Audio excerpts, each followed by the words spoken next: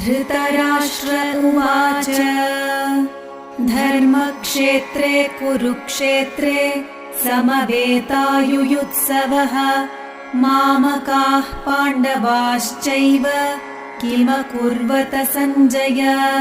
धृतराष्ट्र उवाच धर्मक्षेत्रे कुरुक्षेत्रे समवेता युयुत्सवः मामकाः पाण्डवाश्चैव किमकुर्वत सञ्जय। कथं न ज्ञेयमस्माभिः पापादस्मान्निवर्तितुम् कुलक्षयकृतं दोषं प्रपश्यद्भिर्जनार्दन। कथं न ज्ञेयमस्माभिः पापादस्मान् निवर्तितुं कुलक्षय कृतं दोषं प्रपश्यद्भिः जनार्दन। कुलक्षये प्रणश्यन्ति कुलधर्माः सनातनाः धर्मे नष्टे कुलं कृत्स्नम् अधर्मोऽभिभवत्युत। कुलक्षये प्रणश्यन्ति कुलधर्माः सनातनाः धर्मे नष्टे कुलं कृत्स्नम् अधर्मो अभिभवत्युत। अधर्माभिभवात् कृष्ण प्रदुष्यन्ति कुलस्त्रियः स्त्रीषु दुष्टासु वार्ष्णेय जायते वर्णसङ्करः। अधर्म अभिभवात् कृष्ण प्रदुष्यन्ति कुलस्त्रियः स्त्रीषु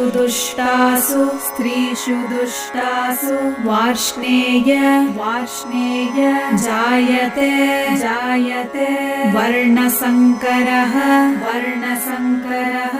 सञ्जय उवाच तं तथा कृपयाविष्टम् अश्रुपूर्णाकुलेक्षणम् विषीदन्तमिदं वाक्यम् उवाच मधुसूदनः। सञ्जय उवाच तं तथा कृपयाविष्टम् अश्रुपूर्ण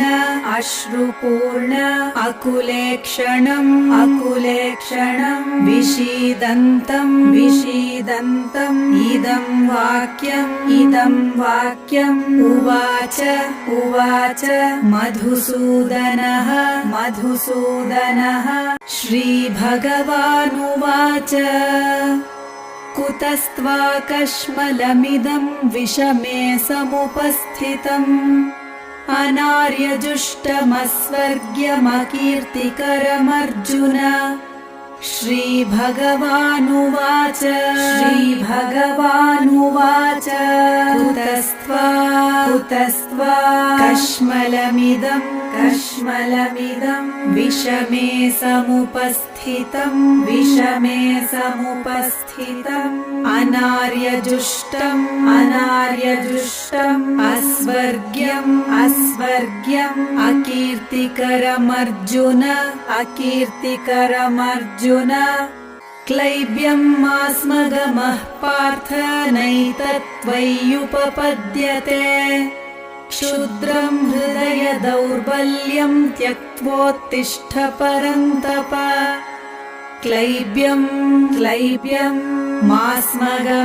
मास्मगमः पार्थ नैतत् नैतत्त्वय्युपपद्यते नैतत्त्वय्युपपद्यते क्षुद्रं क्षुद्रं हृदयदौर्बल्यं हृदयदौर्बल्यं त्यक्त्वोत्तिष्ठ त्यक्त्वोत्तिष्ठ परन्तप परन्तप गुरून् हत्वा हि महानुभावान् श्रेयो भोक्तुं भैक्ष्यमपीह लोके हत्वार्थकामांस्तु गुरूनिहैव भुञ्जीय भोगान् रुधिरप्रदिग्धान् गुरून् हत्वा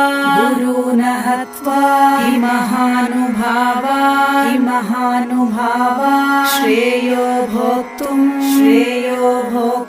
भैक्ष्यमपीह लोके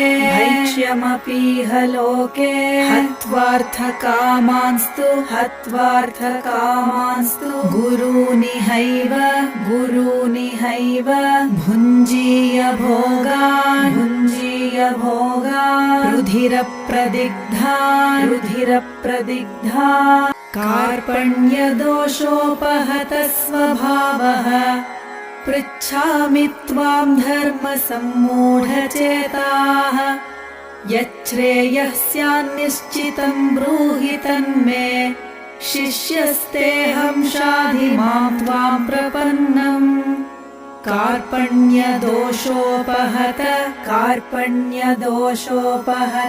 स्वभावः पृच्छामि त्वा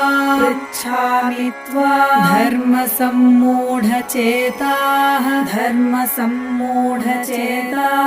यच्छ्रेयस्या निश्चितं ब्रूहि तन्मे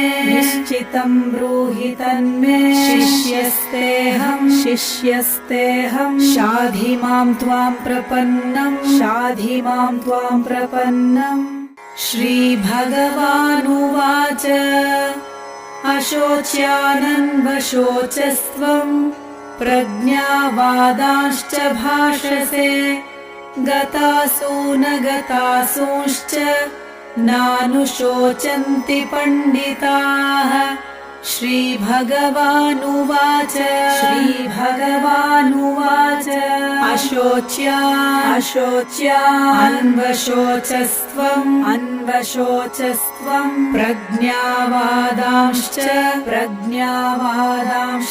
भाषसे गतासु अगतासूंश्च